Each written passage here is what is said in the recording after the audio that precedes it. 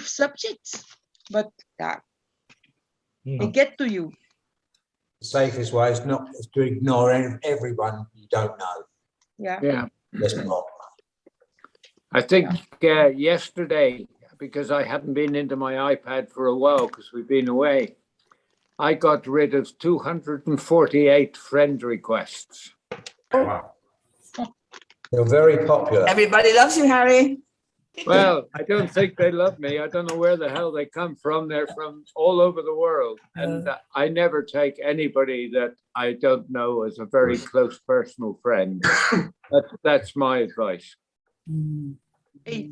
I always check who their friends are. And if it's people that I know for a long while, I say, okay. But if it are people that I don't know, out immediately. Yeah. Yeah, I always go into their personal Facebook page, and check them out. Yeah. I think that would have taken. Number 240, that's difficult, Harry. I would have been doing that now this morning in this lovely meeting. Yeah. Yeah. Okay, Frank, you can share the screen now whenever you want. Start. Yeah. And we'll start. Place where I live. Okay.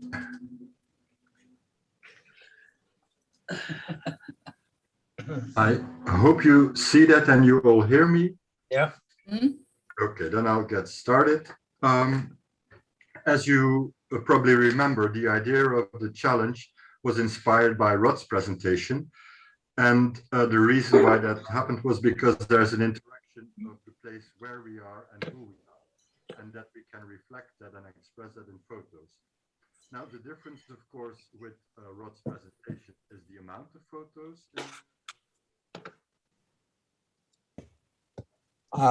Your sound's gone, Frank. Yes. Frank? Back now. What happened with your noise? It's gone. You hear me now? Yeah. Yes. Yes, okay. I hope it stays on. Back nice. If it should fall out again, just let me know. Okay, so what I was saying is that the difference between the presentation and this challenge, of course, is the amount of photos and the fact that Rod was in a pivoting moment in his life. So that's a difference. So we all have a few personal interpretations, and because it's a mood challenge, it's not so much a technical challenge, or I won't approach it in that way. So I've also took the liberty of putting the name tags first because, well, the places and the style are quite often a giveaway of who the photos are from. So I thought I'd change it so anyone can give their comments on their own photos or on anyone else's in between. Okay. In order, I've tried to make it a little trip around the world, starting in the Vera area, which is, let's say, the cradle of the photo club, going across the globe and coming back to the next thing to Vera, which is Aalborg, and where I live. So, okay. Now, Rod's name tag photo, I find very interesting because at first it looks like, I would say, a holiday shot.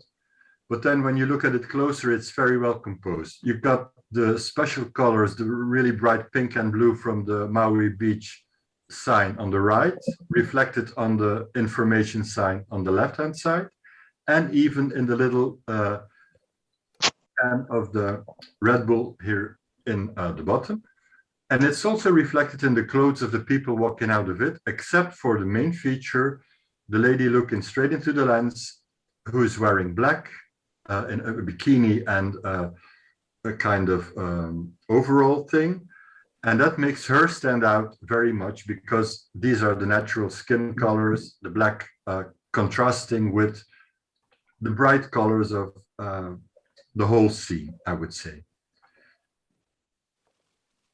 Now, this also says a lot about how different it is for Rod to live in Mojácar than it was to live in Madrid, because it's very sunny and bright photo, and it shows a different view on life, I would say. And I think for most of us who are in this area quite a lot, quite recognizable as the new life under the sun, I would say.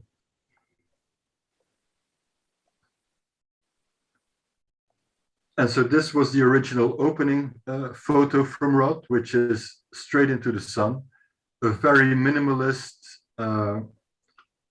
simple, good shot, very straightforward composition.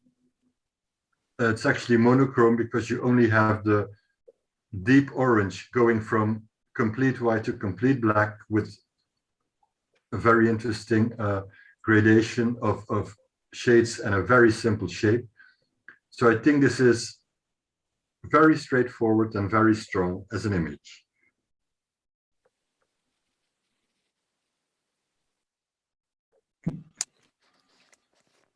And here we have a shot of the lampposts that I remember we saw a few in this style with the lockdown period and the things we did then. And what I really like about this photo is that you have the palm trees on the bottom and you can see a little bit of the reflection of the sun on the leaves, but it's very minimalistic. And I really like that. And you got the burned out area where the sun reflects in the water. And that's, I think, a very strong choice. Instead of trying to tone it down, you really use it as an element in the photo that's very strong.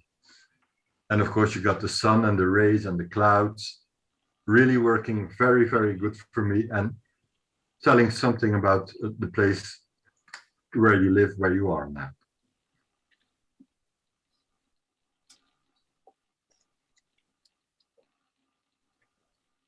And then this photo is one of the photos that the thing that Rod focuses on, which is these abstract close-ups of the beach and rocks on the beach and things. So I think it's a very good example of how the place where you live is actually like a muse for you and draws you into certain subjects and things that you can find there and that enrich your vision on what you can do with photography. And I really like these photos as we've seen them before. And I think it's a very personal approach. And I think this is, once again, while we know Rod, it's a strong photo with very good contrasts. And yeah, it's just a great image.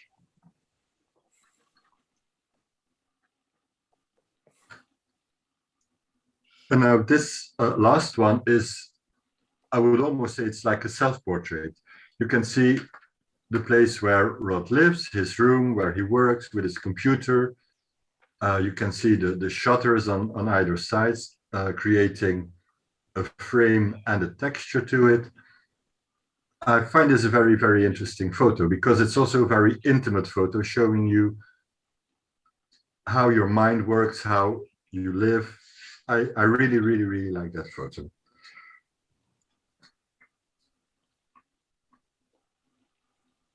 Yeah, it was very personal, the whole thing. For me, it was, in a way, it was sort of trying to contrast the Madrid presentation, yeah, showing the sun and the beach. And in fact, one of the things that I really wanted was a picture of the sea, a very soft, gentle picture, yeah, because I find that that's the most thing about Oaxaca for me.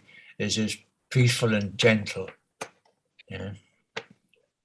Well, I think that with the 4 completely different photos, you did suggest pretty much everything you just said in a very personal and interesting way. So I really like the idea, as I said, because it's 4 completely different photos, but they are tied together with the sweetness of life at the coast in Oaxaca, I would say.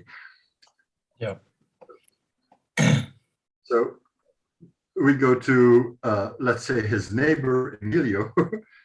And I think that, well, Emilio, I wrote down, is an example to us all, to us in his display of love for the place where he lives and he works, because he uses the area of Oaxaca to show us all these beautiful photos of the flowers, the dragonflies, the landscape.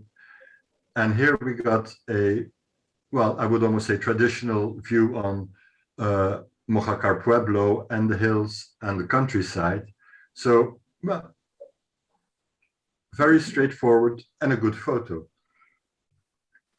And now this is really lovely. I know that building. I've tried to make photos of it too, but this is really great because you got the swirling leading line of the yellow flowers towards the building as one element.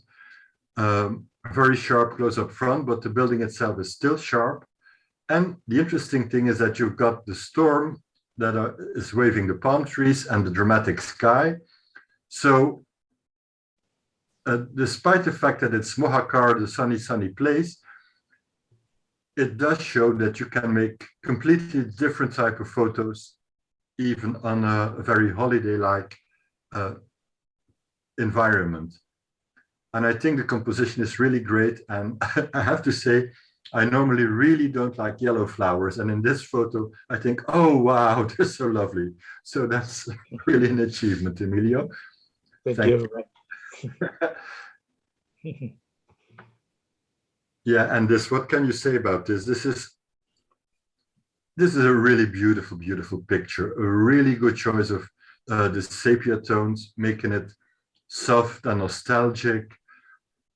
You got the beautiful mist, and you got the beautiful play of the buildings and the windows on the hillside.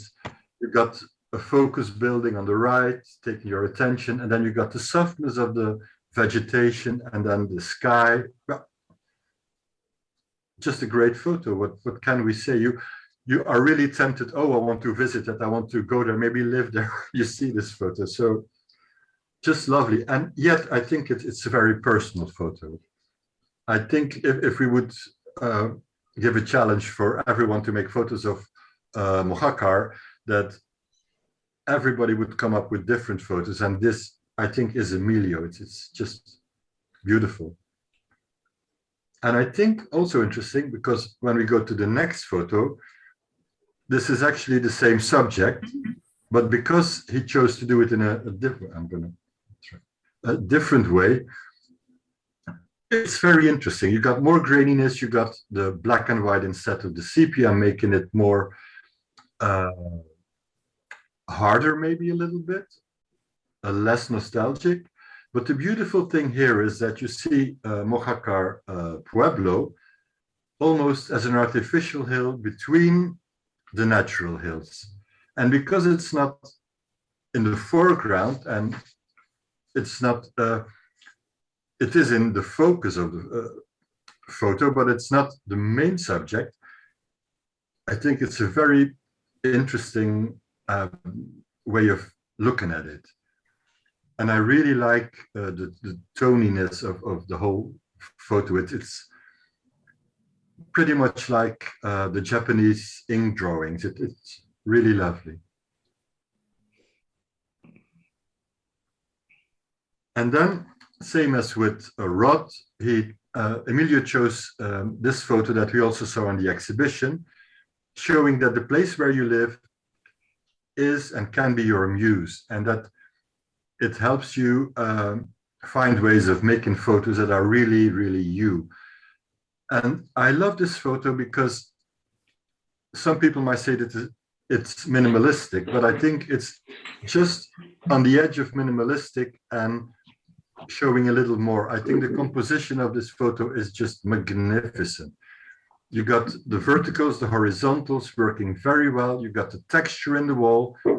You got the rejas with the windows and the shadow of the banister in front, and then the shadow of the lamp, which doesn't follow just only the horizontals and verticals and the little differences in these, because some of the shadows are a little bit oblique from straight vertical and horizontal. A really, really, really great photo. Thank you, Frank. And that brings us to Angel, whose birthday it is today. So feliz cumpleaños once more, Angel. Gracias. Sebastian. Now, I also really like this name tag photo because he put my house on it, and that is his house. And you can see it's a pretty photo, and you got the context of this is where I live. This is how I see my environment and enjoy it. So I think that's, yeah, maybe a little bit humor in there with the my house tag, but really, really lovely. And this is, I think, the only photo in the series that chooses an event to define the place where you live. We know that here we have a lot of processions and events during the year that actually are very good photo opportunities, but also tell a lot of how life is in the place where we live. And in this case, a procession in Oaxaca. Very interesting because you got the slope, because they're coming uphill. You look down into the village. At the end, you can see the mountains. In the center, you got the statue of the saint and the bread. I think it's an interesting photo in the sense of it's a good moment to make a photo. This is better, not Mojave. Yeah, it's better. Did I say Oaxaca? I'm sorry. I mean better. I know that. Okay. Better. I'm sorry. And here we have another view into the landscape. And I love this one because of the colors of it. Because living here, the temptation is, of course, that you always want to have these southern Spain, Mediterranean, nice bright colors, which is fantastic. But this shows the other side of things, that we have too, the more muted colors, which are also very, very beautiful. You've got the lights on in the town, even though it's already light or still light. You got the beautiful play of all the facades and little black windows in it. A nice swirling composition of the houses in the midst of the hills. I really like this one. It's a bit of a different take on, well, the place where most of us are now, I think.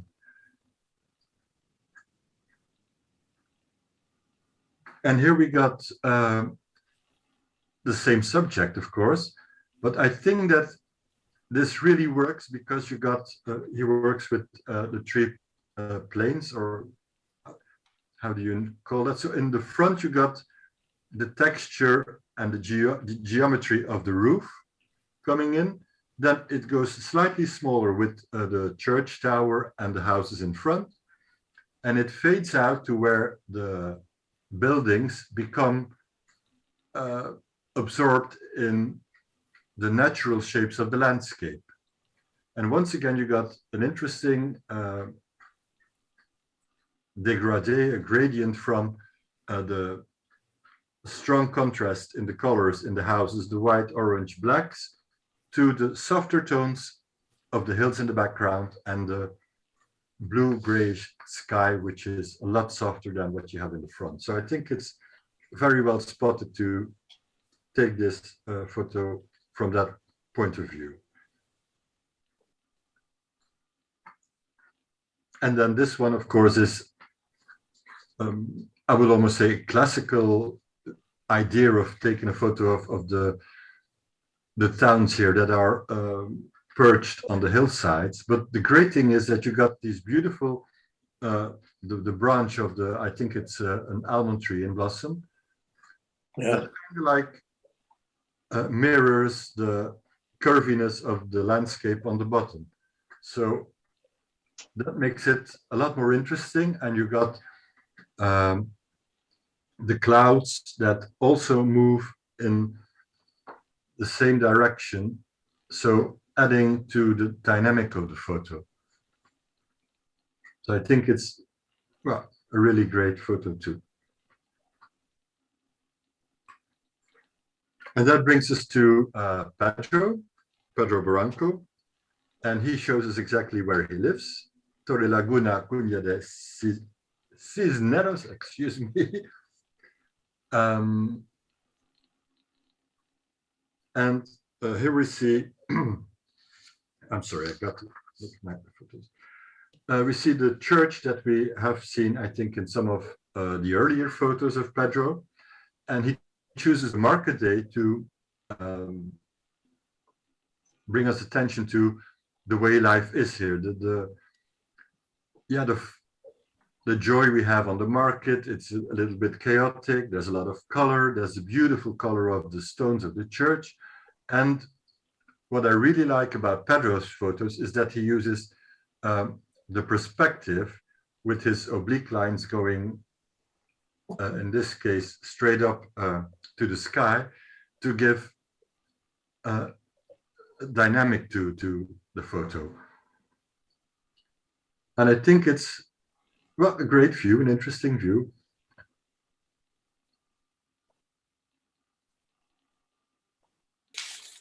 And here we have it again. You see the oblique lines. It gives you the feeling as if he's taking the photo while he's walking. And I really like that. And you got here the Christmas time and atmosphere, giving him the opportunity to show us the play of the lights reflected on the facade, which is a texture overlaying the texture that's already there in the building with the lattice work here on top. And then you got the little presents, making it quite busy, but in a very nice and interesting way. You get the Christmas feeling, you get the atmosphere of, oh, it's a joyful period. The light is nice, it's sweet. It really makes you happy, this photo, I think.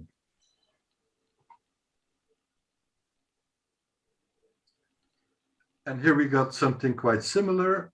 Again, the nice movement in the photo, the use of perspective a little bit tilted out of the vertical, which makes it a lot more dynamic.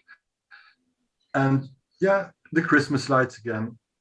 It just gives you the atmosphere, the mood of, oh, I would love to be walking there. It seems so nice and warm. And even though you can see that it's not warm because people are wearing their coats, but yeah, really lovely, really tempting. And good thing that you have the window here in the front where the lights are coming out with the plants.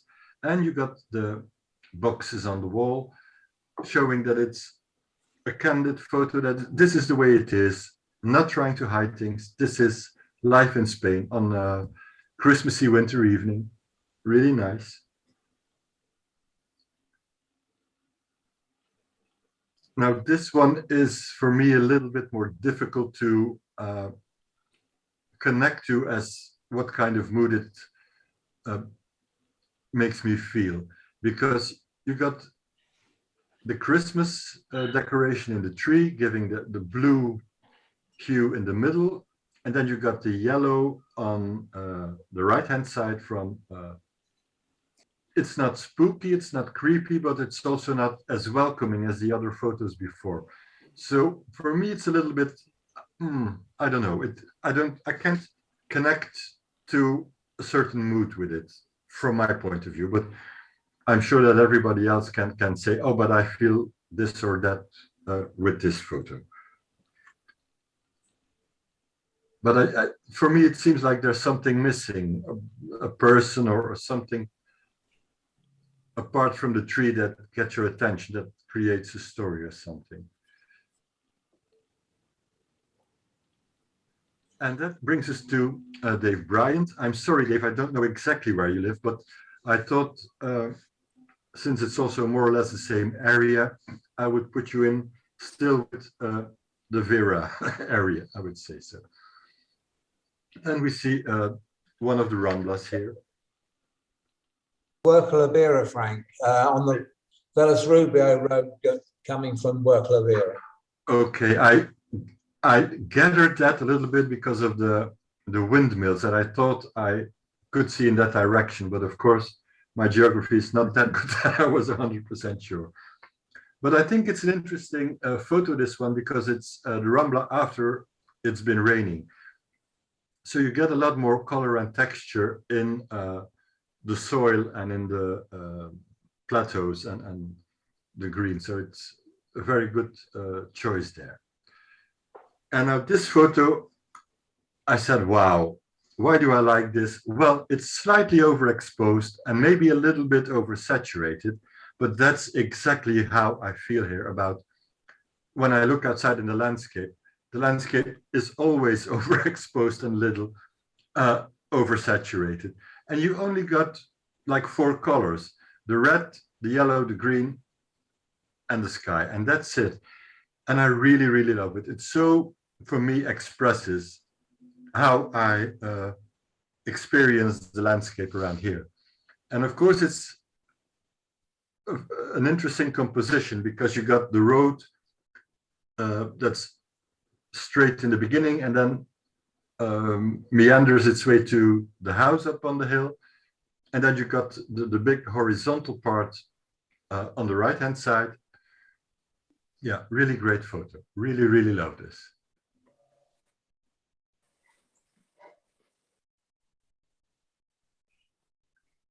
And then this one is, I suppose, taken in your garden.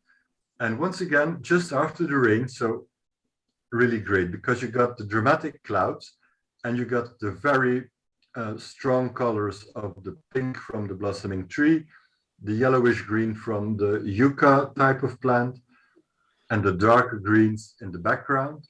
You got a good texture in the gravel on the foreground and a lot more color in on the right-hand side on the how do you call it, the paving there, because normally when it hasn't rained, it looks almost plain white. Now you've got a lot of deeper yellows and browns and whites in there. So I think, yeah, really well spotted. And once again, a very personal photo.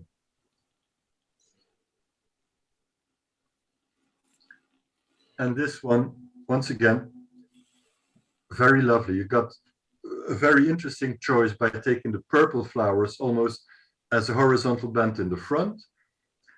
And then you got the soft glow in the hills with the repetition of the almond trees creating a pattern. And then you got the beautiful tree soft curves in that road there with the deep shadows on the right-hand side of the road, casting these deep bluish purples that are reflected in the flowers in the front. So I think this is a very interesting viewpoint you've chosen to make a photo that says something about the area and also about what you like about it. And well, as I said, we all know that the hills here with the repetition of the trees, but it's all in this photo. Very, very good. And this one is, for me, very interesting because somebody told me that I tend to take photographs like I would make a painting. And in this photo, I can see that it looks like a painting. It looks like the Impressionist paintings when they started to move towards pointillism, because you got all these lovely red dots all over the photo of the poppies and the same graininess in the trees and the rest of the vegetation, giving it an almost two-dimensional look rather than a three-dimensional look. So I suppose if you would print it out quite big on a poster or on a canvas or whatever, it would give you the feeling like, oh, this is almost a painting, which I think is an interesting point of view. Of course, we're looking at the photo and yeah, it's beautiful, it's interesting. I think that because of the composition, it's really something different than everything else we see here in this challenge. I think it's very, very interesting.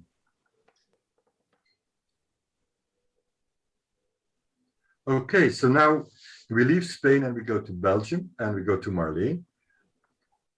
I don't really see how this photo works in the place where I live, but I'm sure Marleen has a reason for choosing that. But it's, of course, a very funny and lovely photo there.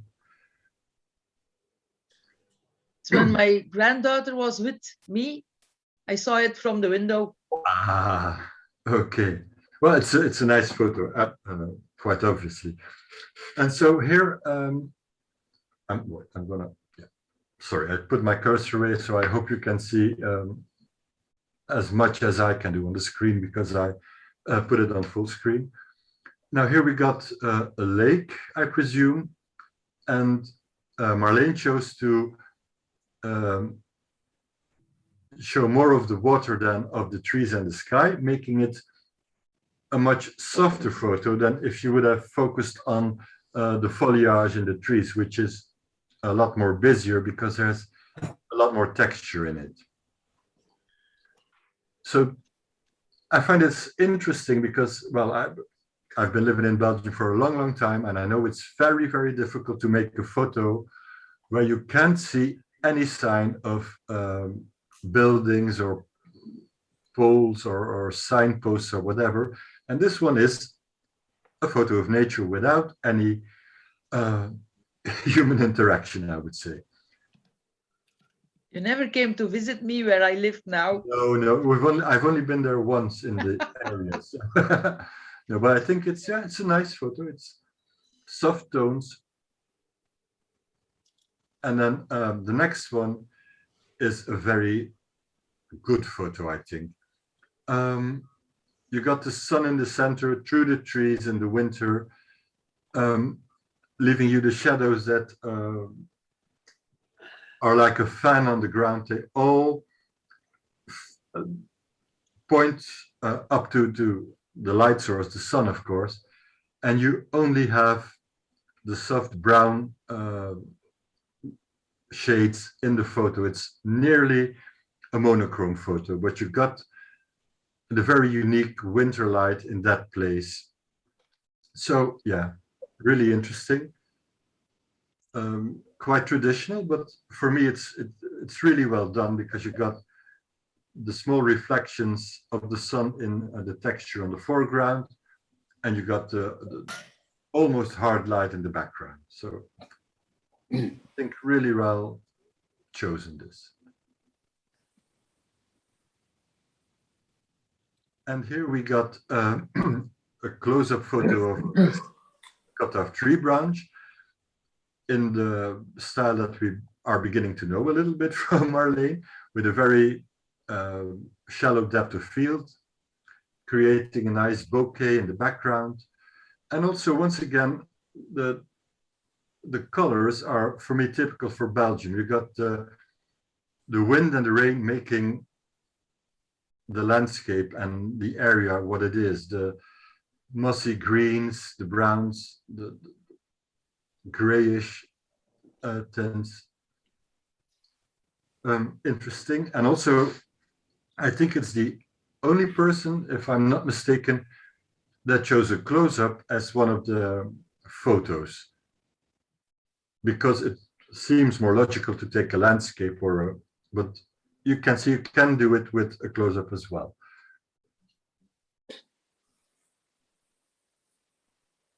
And this is one of my favorites because I really recognize the type of light, but of course, apart from that, we got once again the vanishing point photo here.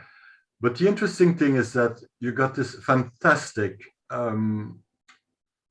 edit, but I made a square crop but of course I didn't have the raw material, so you lose quite a bit of the sharpness. But here rhythm is in that photo, I think. So okay, and that brings us to Jean, and we're going to Britain. And Jean chose this one as her tag, and with a lovely positive message, happily ever after starts here, which is maybe Jean's motto for life, that you can always move on and enjoy the day. Carpe diem. And we got, of course, a lovely sea or water in the background and the greens of somewhere in Britain, I take it. Okay, I'm gonna.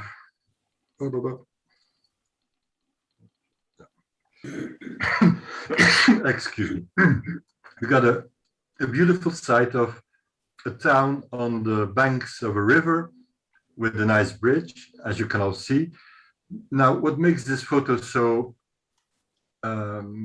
tempting for me is that you got the sun filtered through the clouds, that it making it fall like dots on the town and highlighting certain parts and keeping other parts more in the shades.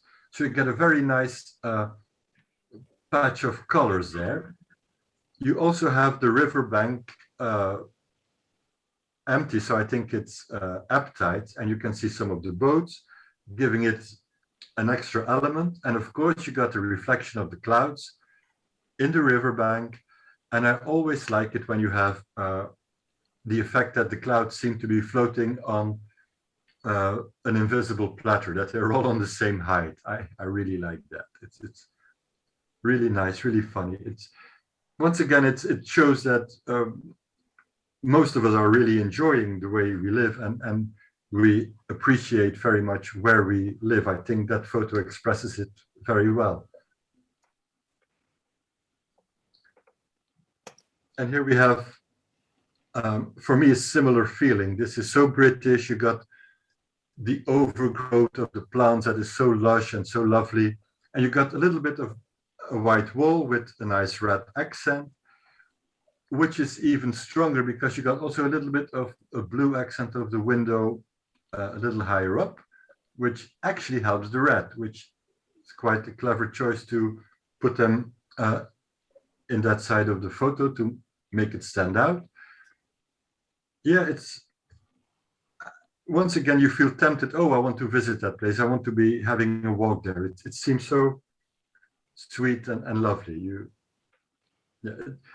don't have to do anything spectacular to make a photo, get to you, I would say. And then here's something typical from the region, I guess, the sheep. And now the funny thing is, I think that sheep don't have a lot of facial expression, but here, because they're all looking in the camera, it gives a really funny effect. And the composition is really nice, and I know that you can't tell the sheep where to go standing to make your composition work, but here it works. It's just very funny and very nice. And I think one of the things that really helps is because the sheep have black heads, and that contrasts with the white fur and the little color accents of the pink spray canting, you know, it makes it look nice and funny at the same time for me. And then it's the third time, I think, that we know Jean mostly for her street photography and photographing the people she just passes by in the street and tries to tell a little story of who they are and what they look like. And this is once again showing that the place where she lives is like the muse for her to go out and make photographs. And I think in this particular case, you are intrigued by what are these guys saying to each other? Do they know each other? Is it just somebody asking for directions? And you start to use your imagination to think about, oh, who are they? Why are they dressed like that? What's the dog doing? Who does he belong to? You know? So yeah, I would say classical Jean photo here. And that brings us to Trevor. And I wrote down, Trevor is the ambassador of the Peak District National Park. Well, we know that Trevor really goes looking for making photos that will please every one of us. He knows very well how to do them. And you will see that they're all exactly in that style. Very pretty, very beautiful. And why, for me, does this one work in particular? I think it's because you have a very interesting play between the shades that are blue in the snow, and that you've got the other darker elements, which are the tree, which is the main focal point on the right, and the pine trees on the other side. They are dark greens and dark browns. And that's a very interesting, it's not a contrast, they're complementary to the blue shades in the snow.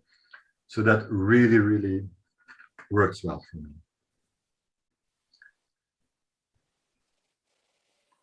Once again, a beautiful winter landscape in that area, of course. I think this also shows how well Trevor knows his composition rules, because the thinnest part of the hills and the reflection is on 1/3 of the photo. So here you're at 1/3, and instead of having the focal point, he uses the thinnest point of the landscape, and using the sky and the nearly perfectly smooth water as negative space in a beautiful blue hue. Yeah, really, really pretty photo, once again. This one, yeah, fantastic, of course. The beautiful snow, foggy day, the vertical lines in the reflection. And we have a fisherman here standing, I'm sure you can see it. And for me, that's just the perfect size for having a human or anything in that photo. It's very small, but big enough to see that it's a person and that he's fishing, but he's small enough to not interfere with the majestic vastness of the landscape. And the beautiful, beautiful colors you've got. The deep browns in the tree here in the front. It's almost a warm color there, a little bit of yellows and greens here. And then the very muted tones in the background, the rhythm of the pine trees in the back. Really, really, yeah, it's the kind of photo that you can imagine immediately in a book or a calendar, or, you know, really great, really, really pretty. And I can just repeat the same thing here. It's very a good idea to stoop down so you have the trees going up, and it's almost as if the light that comes from the left corner, that you can touch it from where you're standing looking at the photo. It's like it's glowing on you. I think it's a very good choice to take this one a little bit lower, so you can also have the beautiful play here of the snow on the branches here at the closer to the ground, and the different textures higher up.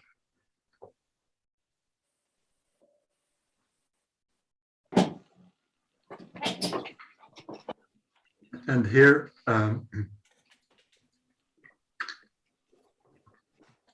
we almost got a Disney fairy tale view, I would say, where the trees just seem to appear out of the mist, a little bit in the center of the photo, a white cloud above it, and everything else softly fades out into this blue hue of nothingness, of non-existence.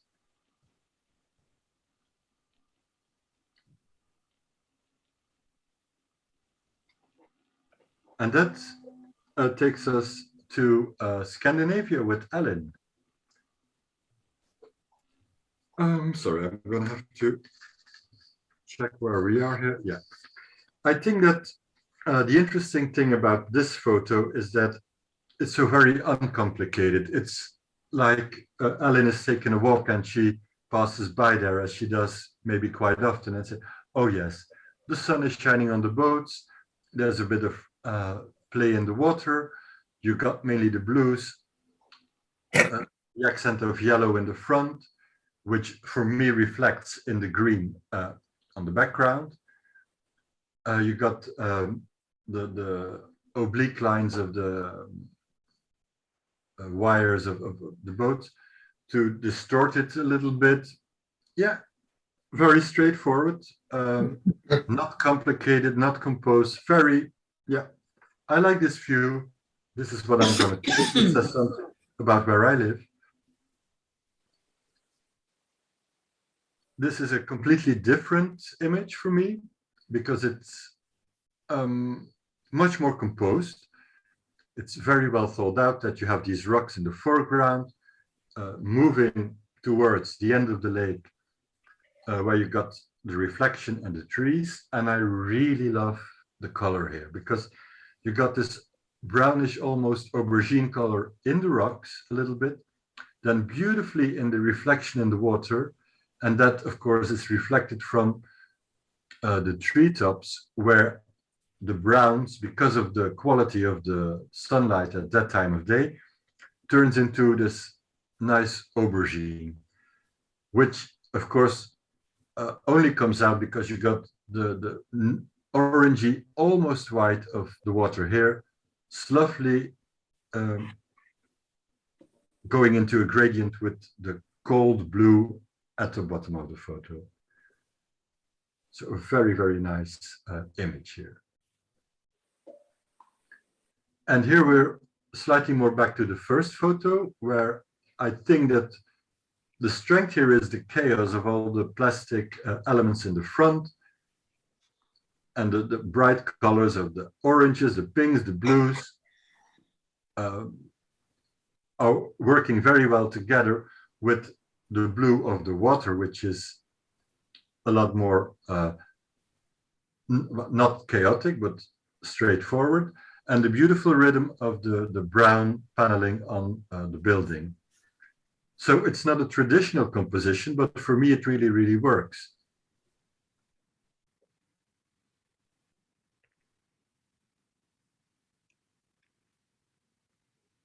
And then this one is, again, a different take on the same area.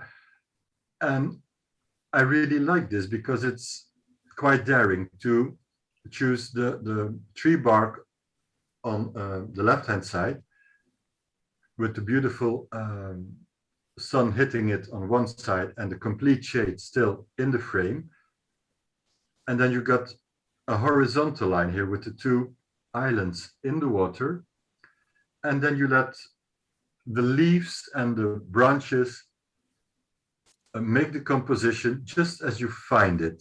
So I know by now that you do Ikebana, and I don't know if this counts as Ikebana, but I really think it does show your appreciation for how nature looks like and how you can just capture it the way it is and really enjoy the play of leaves against the sky and the beautiful lines of the branches drooping down. And of course, it works because of the beautiful soft colors of the sky, from blue to an orangey pink closer to the island, in contrast to the almost black in the leaves, but still we see that they're green. They're a deep, deep, deep shade of green. So really pretty. Really like this. Thank you so much, Frank. My pleasure. Sorry, and now we come to Goran. And Goran, I'm sorry, I hope you can see this. We know that Goran sometimes does the letterbox format, and he does it so well, because here we have this island in the sea or in the water. I don't know if it's, is it the Baltic Sea? I'm not sure. It's Baltic. Okay, thank you. For me, it's a guess. I've never been there.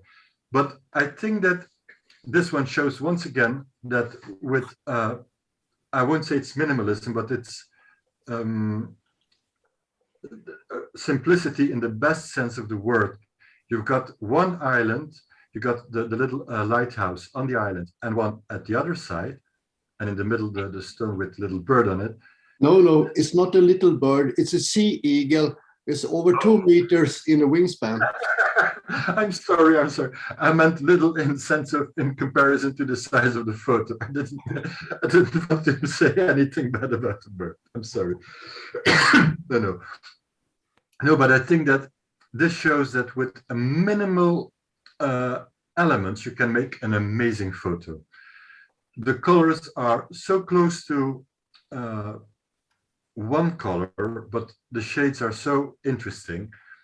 And I think that most people would zoom out a little more to have the island a little bit more away from the sides. But for me, the fact that it's so close to the sides makes it so much more stronger. But as we all know, it's a personal critique, so everybody feel free to think about that in their own way.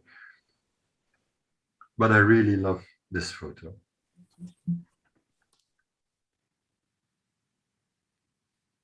And this one I found very interesting because I know that Goran and Ellen live very close to the sea in Mojácar. And I thought it would be interesting to try to make the same photo in Mojácar, because where would the differences lie? You also have the land sliding into the water, if you wish. There, you can have a little bit of a tree or anything in front of the sea. You can have the reflection of the sun. It can be cloudy here as well. But what would the big difference be? Of course, the quality of the colors of the light would be different in Mojácar than from this. And there's, for me, no preference for Mojácar or this one. I think the interesting thing is that the shades will be slightly different, the colors will be slightly different, and that's what is the richness of the planet that we live on, that even though things seem very similar, they're actually quite different.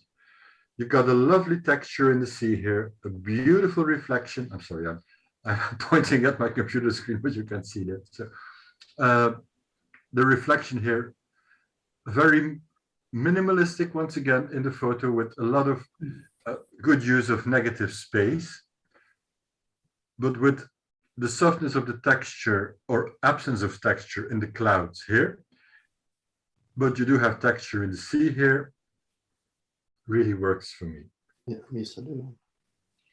And then from the letterbox format over 2x3 more or less to a square format. Once again, a very straightforward, strong composition. Hard orange in the top, the black silhouette of the landscape, and then the gradient in the water with in the center, a little boat with the waves it makes and two poles. Yeah, it's so simple, but it's perfectly chosen there, framed, central composition, which I believe is quite difficult to get it interesting and right, but here for me works perfectly. And then this one is one of the two photos in the entire challenge that I would call my absolute favorite. I love this photo.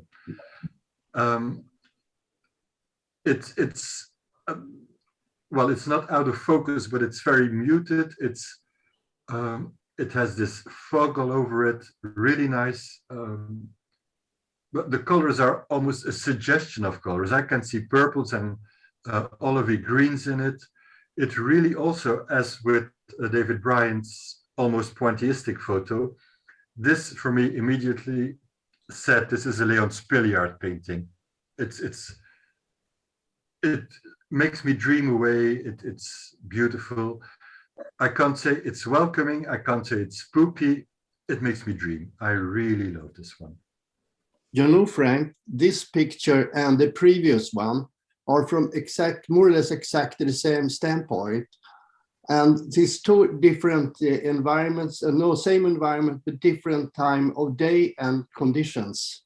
You can see the gap between the islands, like in the first place, where the boat is going.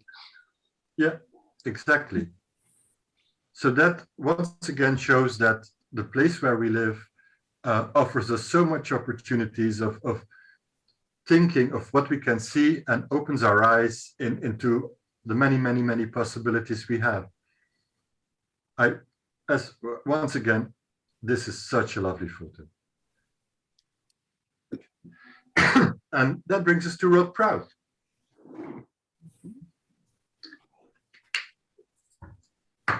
I'm sorry, I had to drink. And I've never been to Bulgaria, so I don't know much about where Rod lives now. But I can tell you that what I really like in this photo is the fact that you've got the orange geometrical lines of the drain pipe and the stones on the building, creating a geometrical pattern reinforced by the windows. And that the orange color is reflected in the berries on the trees in the front. So you got the nearly black and white image with the white facade and the almost white sky and the grays in the trees. And you got these play of orange elements that give a completely different effect to the photo. So very well seen. And I like the idea of the subject of this photo because I think it's a very interesting windmill. And I like the sobriety of the rotor and just the wires hanging there with the black, I don't know the name of these birds in English, but I find these birds very fascinating. They give really nice shapes in the photos when they open their wings or how they're sitting. So I really like that idea of the photo. The thing that disturbs me a little bit, bothers me a little bit, is the fact that you left the light post in, but once again, that's just personal. And I think I would have chosen to stoop down a little to have a little more perspective in the windmill, or try to make it more in post-production, more vertical and horizontal. So but yeah, that's just my opinion. And as you know, it's just subjective. But I think it's a very interesting subject, this mill. And talking about interesting subjects, this is something that you don't see everywhere. And I think it's a very intriguing photo because you wonder, you get a rhythm of these odd shapes. You start wondering of how they're made, and then you got the graffiti on it. Then you start to see the blue between the concrete and a little bit of red of the ship. You got the broken concrete just in front with the texture of that's much more busier than the rest of the photo. So yeah, this quite intriguing, quite interesting here. And also, I think it's a composition that we don't usually get when we have a more technical challenge. And you would, I suppose, try to be more in the line of what people expect. This is, for me, a very free composition, but it works. It's interesting. You got a rhythm, you got a repetition, and it's broken. So yeah, quite interesting. And here we have two fountains, and I think this one for me works because you got the shop window that comes through the pink fountain, and you got a number of colors together here with the pink in the fountain, the orange at the bottom, then a deeper green and the blue, and they all mix in this area of the photo. And I think this area for me is more interesting than the other side of the photo. But I do get the idea of the composition of the two elements that are similar, but are balancing each other out without being completely harmonious. You know, there's a difference there between the fountain on the left hand side is closer to us, so it's more prominent. So that works. If they would be equally big, I think it would be a more boring photo. Now there's things going on here, which I like. And here we got once again leading lines, focal point. I'm sorry, I can't come. Well, you know, the challenge we had in the beginning of last year. And here we got it with lavender plants, the lavender plantations. Now, I usually, when I see this, think about the Provence in France, but here it's quite obviously Bulgari. And I think that what intrigued me about it is that you got a completely different light quality in this photo than what I'm used to seeing in the photos of the Provence, because the color is, the light is much colder, much more even than what you get in the Provence photos. And it gives you the opportunity to get a lot more a softer green than what we're used to in the photographs from France, I think. A very interesting composition also, because you got the trees nearly hitting the top of the photo, then an almost even part of the softer greens, which I believe are sunflowers, but pointing away from us. And then, of course, the purple bottom of the photo. Once again, very simple, but very effective, I think. And that brings us to a completely different place with Rachel. And I loved also this choice of name tag photo, because it's obviously a reflection. It's been worked with in post-production, and you got pink and black, which is something, yeah, that we don't often see in photos. I love it. Really nice choice. Here we got, well, Paradise Beach, I suppose. A soft mist, probably a filter in post-production to make it more misty on the left side, and an oversaturation on the right-hand side with blues and strong oranges, strong greens. But I absolutely love it, because when you see this photo, you think, oh God, I wish I was there. And yeah, it takes you, you know, I love the juxtaposition of the purple and the red of the leaves in the sand, a little bit of play of the shadows on the sand. Yeah, for me, this one really, really works.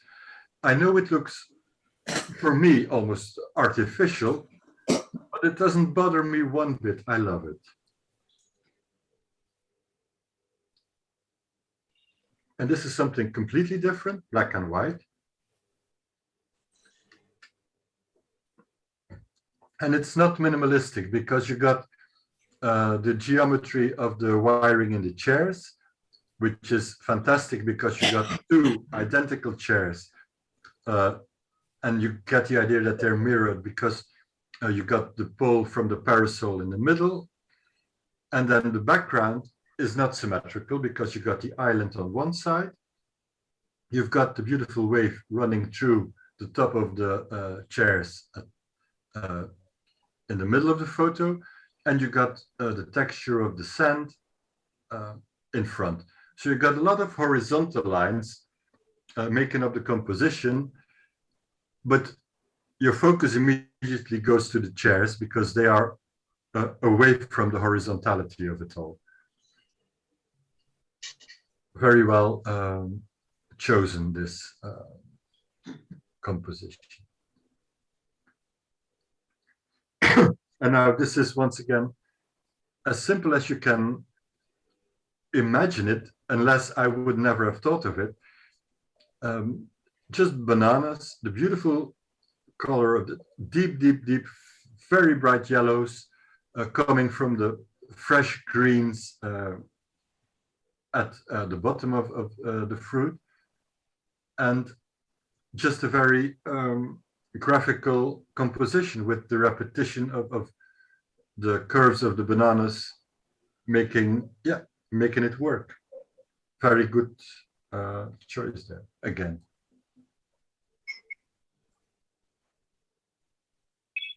And then this one is I think very interesting. You got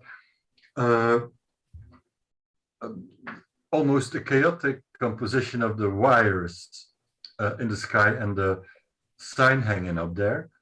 And then you've got this monkey in it, really funny in a way. And I think it's the thing that I would have changed is that in post-production, you try to bring out the contrast very hard. So you got these little lines around where you have the shapes. I don't know if you can see that.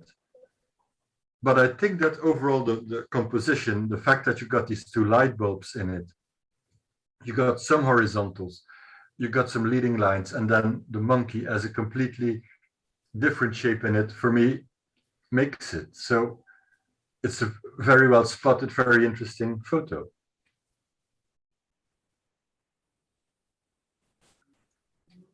And so we are to the last three photographers, and we're in Aalborg. And you will see that Aalborg is very different from Mohacar and Bedar. And Michaud, Ashton, and myself have three different views of the same town, I would say. And for me, this photo, I recognize immediately where it's taken in Aalborg. I think it's an interesting choice to use the zoom effect to make it more dynamic, because the facade, of course, is very straightforward, and there's not a lot going on in that facade. For me, it's typical Aalborg, but for someone who's not from here, it's probably different, but a very good composition here.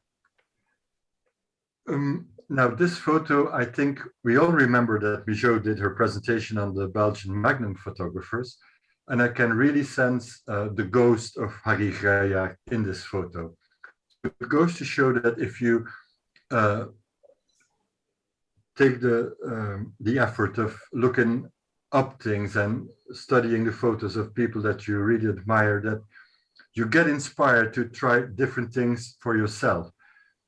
And I think there's a lot of very good elements in this photo. The robe of the man has some really interesting shadows in it. The fact that you've got this vertigo painting on the shop window there makes it graphically very interesting. And on the left-hand side, you got, of course, the shop window with the mannequins and the completely different texture. So it really works.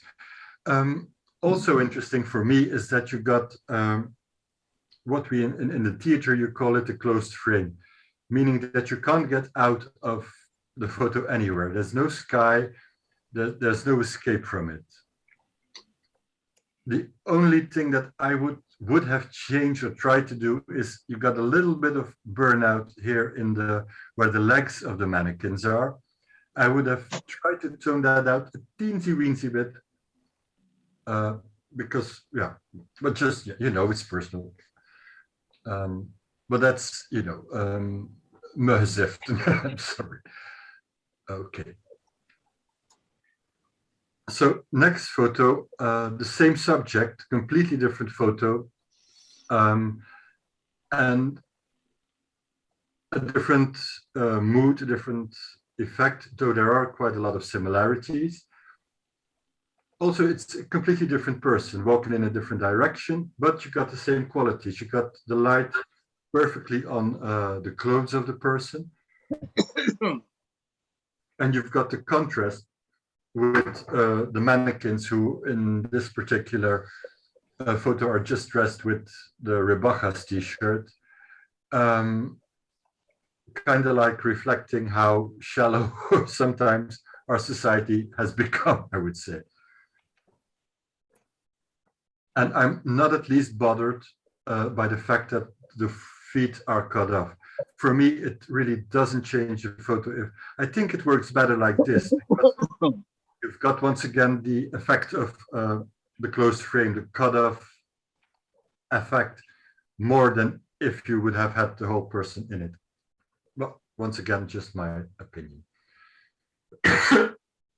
Now, for me, this I found it a bit difficult because you got a similarity with the two photos we had before, but because you have the sky here and a landscape instead of a cityscape as a background, the emotion for me is quite different. It's freer, but I still really, really adore the way that the light falls on the way the dress floats in this woman who is actually almost running. So that works for me, but the background for me is, in comparison with the two other photos, a little less meaningful, less symbolic. Can you explain a little bit that photo? Because it's I think a Middle Eastern or North African lady. Yeah. And she saw me taking photos, and you know they are very shy. They hate to be photographed. Yeah. And she ran over, and I just had the reaction to make a photo just before she passed the car. So it's a double interpretation of the people who are living in Aalborg, because there's a big mixture of nationalities. Yeah. And that's what I made with this picture. Okay, thank you for clarifying that. And then the final photo from Mijo is, for me, this says Aalborg. It screams Aalborg. Because you got, they make such an effort to brighten it up and to decorate it and to do things, and they put lights in the trees and they light up the fountain, and what you get, a big stack of white uninteresting chairs. That's Aalborg for me. I'm sorry. So very well spotted, I think. Now, I don't know for the people who aren't from Aalborg, and you have to look, and you look at this photo just for the photo, I suppose it doesn't work as intriguing as it works for me. But I still think it's a very interesting composition, quite daring to put it so straightforward, central, a little tilt, and interesting colors, a bit of purple in the background, the yellowish hue in the lights on the trees. Yeah, interesting. Thank you. And then we go to Ashton, who clarifies that the place where I live, images from my garden. Well, my compliments, first of all, for making that choice. And I must say that Ashton's photos are all my favorites in this challenge as a set, I would say, because he did choose to go with the infrared photos, which I find challenging in itself to do. And he made a very interesting set. And here, once again, we got the perspective, the leading lines to the near right side of the photo, which really works for me. And you got the focal point, of course, are the blossoms, the bright white of the blossoms against all the grays of the rest of the photo. And for me, what really works is that you got the shadows of the trees, which are horizontal, in overlapping the lines in the soil that accentuate the perspective. So fantastic. Now in this photo, once again, even though it's black and white, for me this is like an impressionist painting. You got, your eyes get sucked immediately to everywhere on the blossoms where the light is, and you got a fantastic graininess all around it. You got the two tree trunks, the one on the left a little bit closer up than the one on the right hand side. it really, yeah, it just works for me. It's an amazing photo. I really love this one. And this is, together with Goran's photo, I think for me, the most fantastic photo of the challenge. I know that this can't be taken as an infrared photo because the people are moving and they are sharp in the photo, so it's not possible. But you get the same effect. You got the really bright whites with a little bit of mist or damp coming from the ground. It's dust. Or dust. Well, it doesn't matter. For me, it's so fantastic. I think if you start to analyze it, you've got the goalpost in the back, which is central, and you've got it double. You've got the post in the middle with the black and white parts on it, and then the larger one, which is white behind it. You've got the net, which captures the sun, and then you've got three figures with one figure a little bit out of the center with the ball on top of it. Yeah, this photo just works. Yeah, I love it. It's just amazing. A beautiful play of light, lots of tones in the gray, a dynamic, a story. For me, a photo has to trigger my imagination to go places, but also to stay with the photo and discover new details. And this photo absolutely does that. And then this one, an infrared, I imagine again. And I had to think of the Gerhard Richter paintings where he uses the sfumato technique to create an atmosphere of alienation. And you've got that here too with the shades in the sky and the texture in the hills. Yeah, fantastic photo for me.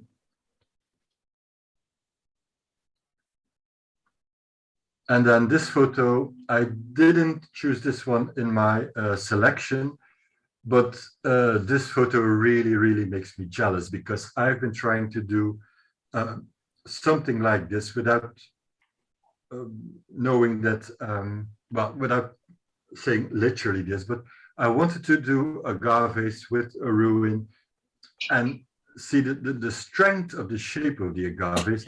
And here with the infrared, and also the fantastic aura, which follows the shape, the sharp points of the agave. Yeah, that's just fantastic. And the beautiful texture in the bottom of where the agaves have been drying up. Yeah, amazing once again. Really, really great photo. Absolutely lovely. Thank you. And well, that brings us to my own photos. I chose this one because it's, I think, the feature point of Aalborg may be the fountain. And I just try to have a very high contrast photo where you can see the little bulbs in the water and the palm trees, which I think are very typical for the region and Aalborg.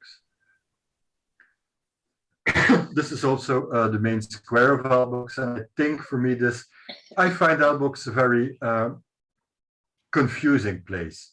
I find it difficult to find your way in it, and you have this mixture of old and new, and as I said, the palm trees, the vegetation, and yeah, the places that are somewhat more derelict, while, like as you can see on the left-hand side, they're building new things. So I try to get that in this photo and with this cropping to have a play between horizontal and vertical, but when you see it's all a little bit out of position because it's an old building. And one of the things that add to the confusion and it's not murkiness, but you know, the not so very organized things about it is that you got the electrical wires going everywhere here in Aalborg. So that's what I try to express with this one and with this photo.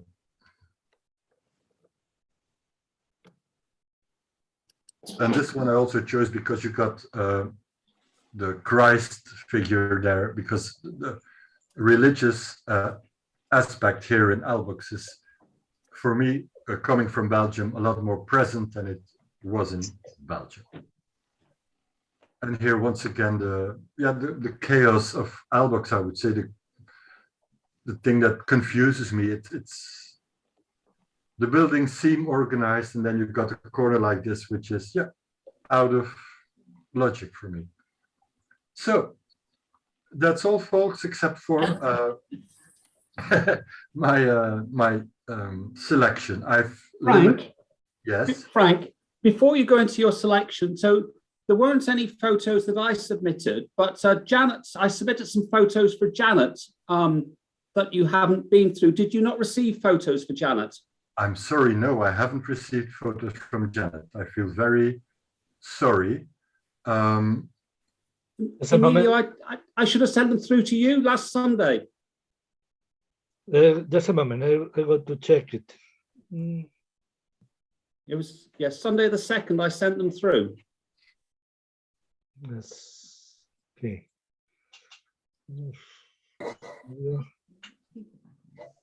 So I'm sorry, I haven't received them, but no problem. I'm sure that if Emilio has them, or if he hasn't received them, you can still send them in to me or to Emilio. And if it's okay with you, I will give a very short comment on Facebook or mail it to you if you want. Where did you send it? To Vera Photo Club email or to my VeraPhotoClub@gmail.com on Sunday, last Sunday.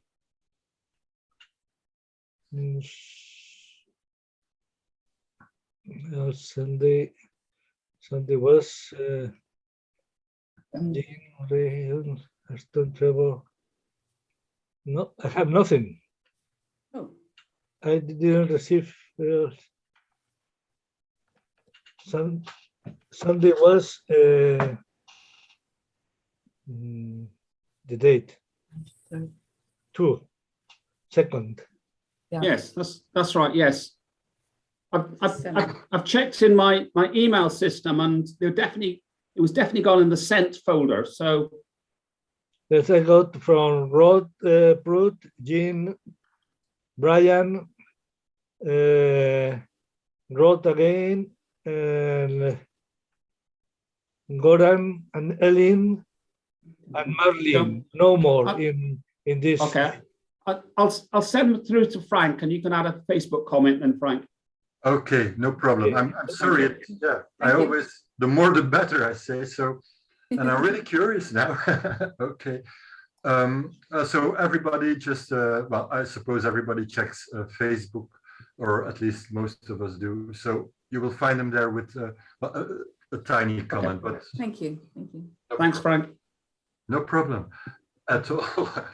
Okay, so I chose Rod's photo, as I said, because I think it's nearly a self-portrait for me. It's very intimate, and I really appreciate that Rod showed a completely different side. And well, it's because it's so personal for me. I chose this one. I said I limited them to 5 or 6.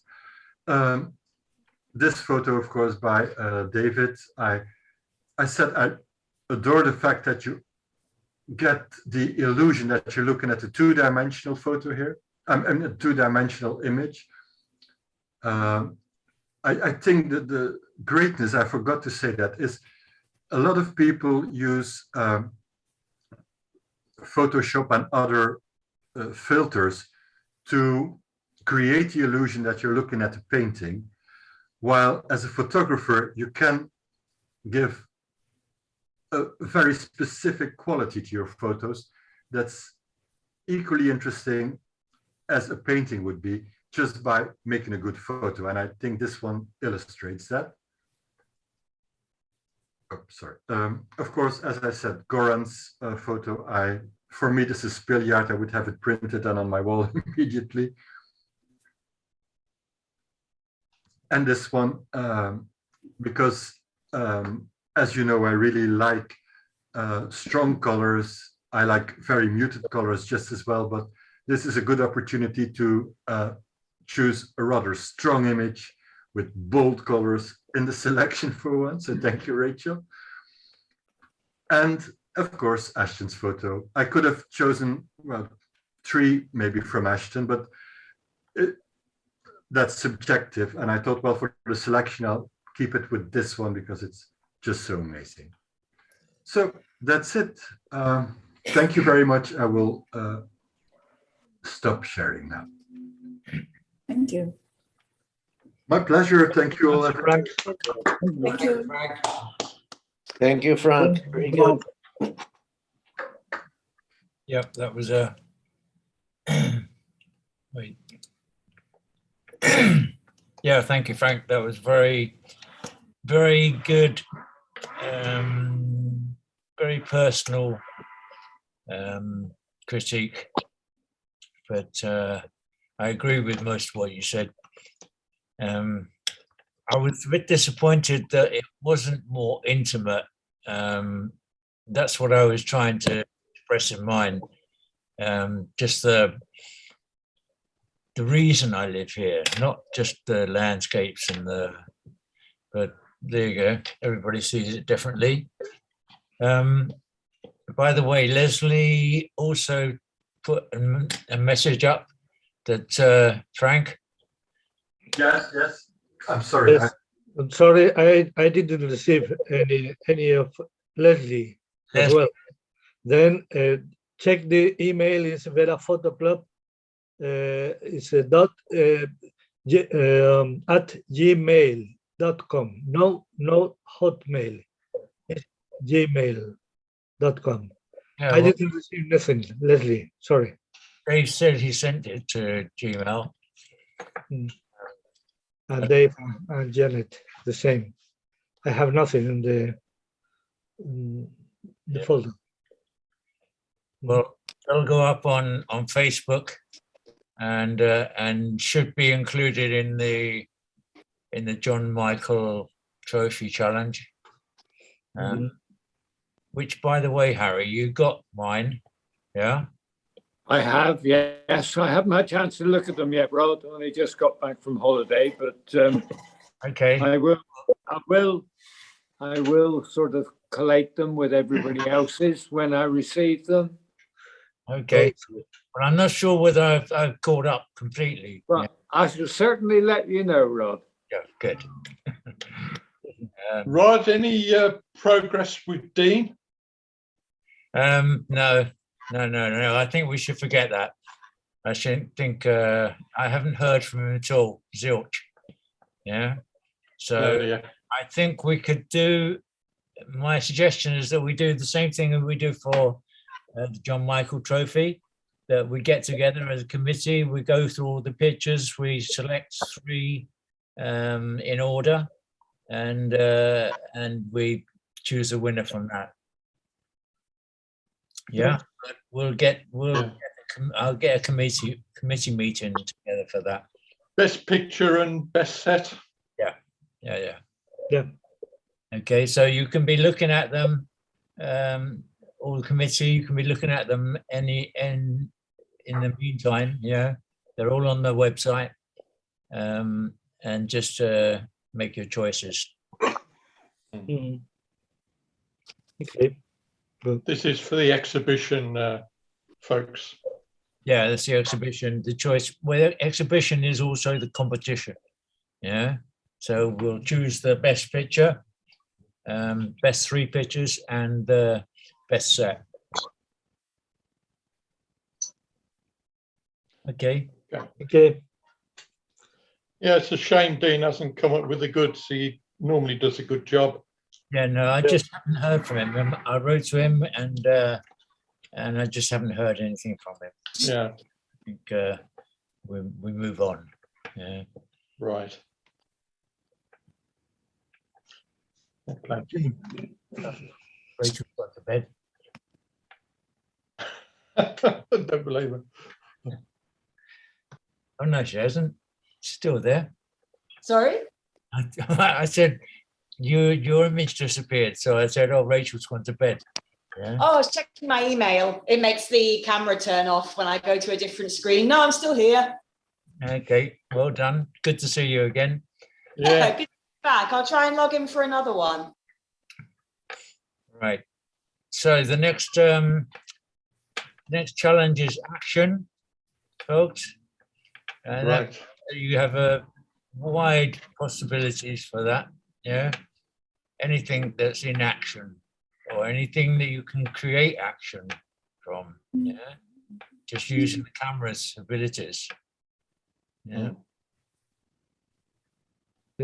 Okay, we haven't decided who's going to be. We'll do that in the committee meeting as well. Decide who's going to critique it, or have we decided? No, we haven't. No. No, we decided nothing going forward yet. Okay. All right. Well, I'll do that. I'll arrange a Zoom meeting. I don't know, unless we could get together. Could we have a physical meeting? It'd have to be in Mahaka. I'm not sure because I have to go urgently to Belgium, but we don't know have a date already. Because it depends on the work. If you have a leak in the kitchen and it can take a week or whatever. Yeah. Then we have. I have to visit my sister who was almost dead a few weeks ago. We do it online then. So was I a few weeks ago. There isn't a mid-month meeting because we're already late with this one. The next meeting is on the 2nd of February, which is just 3 weeks away. Wow, yeah. So, so yeah, fine. See you then. This is the 6th February. It's the 2nd of February, no? Yeah. No, No? it's 6th February. The first Sunday. The first Sunday is the 6th. Yeah.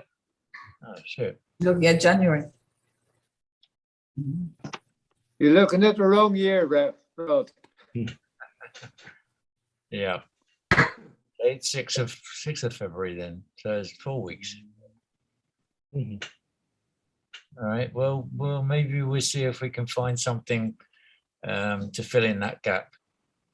6th. I don't know what, but I could possibly dig up something. Okay. All right. Okay, folks. Thank Okay. you very much, everybody. Nice to see you. Bye. Bye. Okay. Great day, Rachel. Bye, everybody. Bye. Right. Well, Costa Rica. Bye. Bye. Goodbye. Bye.